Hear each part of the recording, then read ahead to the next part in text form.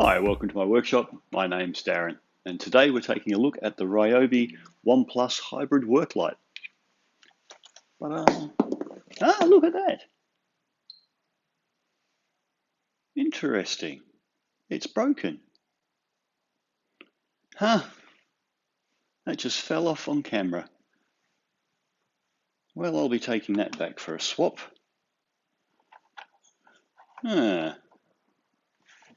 All right, well, mine came out of the packet broken, which explains why this seems so loose. Look at this. Look at that. But now I see why.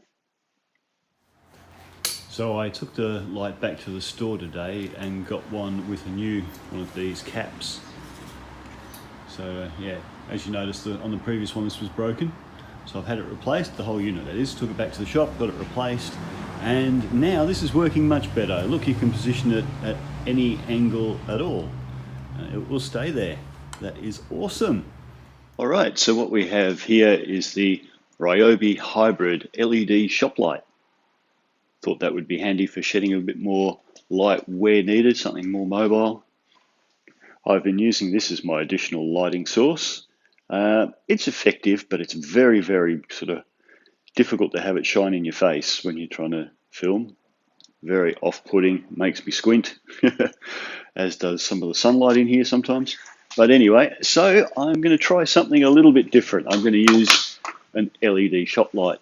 Also going to use it for working, of course, but I'm going to use it here for filming too and see how it works out. So this is a trial video as well as a look at the light. So by hybrid, of course, they mean that it plugs into mains, which is 240 volts here, and uses the 18-volt battery, the One Plus battery system as well. And because I always read these things out, it helps you search for them, it's the R18HS-0 hybrid LED shop light. All right, let's tear the box open and have a look inside of it. Now I do have a light meter, but I'm not going to test this with the light meter because it would be impossible to get an accurate measurement. There's just too much ambient light. Even if I turn the workshop lights off, there would still be too much ambient light. So instead, let's just take a look at it and we'll just do a visual check, see what we think. All right, nothing else in the box, nothing up the sleeves. Here we go. So we've got some instructions, packing, the unit itself. There is no power cable, so we're going to have to use like an extension cord in order to plug it in. And it looks like it's just a standard wall-mounted unit inside it. It's probably not, but that's what it looks like. It looks like they've used a standard wall socket type power adapter and just stuck it in a little box. So it comes packed like this with a light panel either side. We've got an on-off button here. This little covered area, or this little area, is where we plug it in. And we've got a dust cover for that, or I assume it's a dust cover, some sort of cover. It says to close it over before attaching the battery, which plugs to the underside, which would be good to give it a bit more weight to sit on. We've also got a little hanger here for hanging it up, and that slides out sideways as well and clicks. Oh, and folds up. So there you go, and you've got a little hook in there. So you could hook it on a wire or whatever. Let's unfold this part. There we go, and we can see that's also got a similar sort of hook on the other end. Let's move that out of the way and we'll spin that around so you've got a better view. All right, so we can hook it up. We can hang it on something. We could hook it to screws already in something like that. We can stand it. We can do that. And we can do this. So if we're working on something here, it'll be a great little light. And that's certainly one of the things I intend to use it for, not so much for the hanging up. All right, let's give it a whirl. Okay, so let's just give it a try on 240 volts.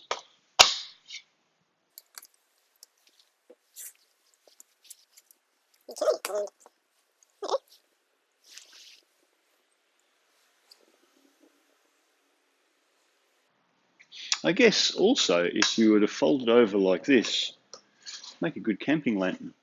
10 LEDs either side, 20 LEDs in total. Another hook on top if you want to hang it like a lantern too. There's also different modes you can switch it through too. So we've got off, both panels on, one panel on, and the other panel on, which I guess if you're using it like a desk lamp is going to come in very handy. And save a bit of power if you're on battery. But anyway, let's fire it up on battery and see how we go. So we'll pull out the mains, close over the little dust hatch,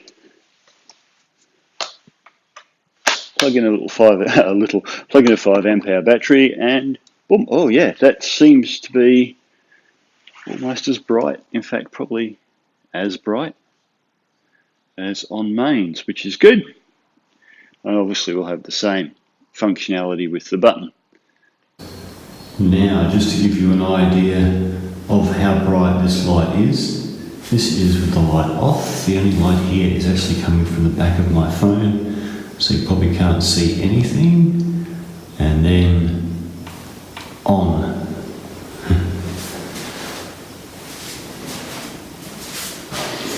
This light's bright. It is bright enough to work by. So yeah, they're right to call it a work light. Let me spin it around.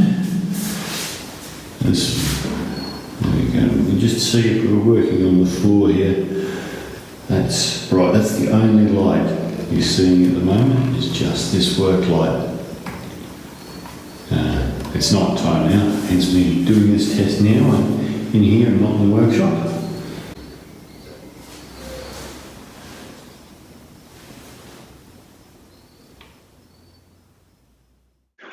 So overall, what do I think? Well, I like the fact that it's positionable at different angles, although I can only use this one at 2 really, or 3, because of the breakage. But it's nice and bright, it does its job well, and of course fits into the OnePlus battery system, which I already have. So there are all the pluses. Obviously, that's a minus. I don't know if anybody else's is going to come out of the packet broken. This just might be a late Friday afternoon job when the machinery in the factory was about to go to the pub. Anyway, hope that's been of some help to you. Not had a failure live on camera before. It's a first. All right, I'll catch you next one. Have a really great day. Bye-bye.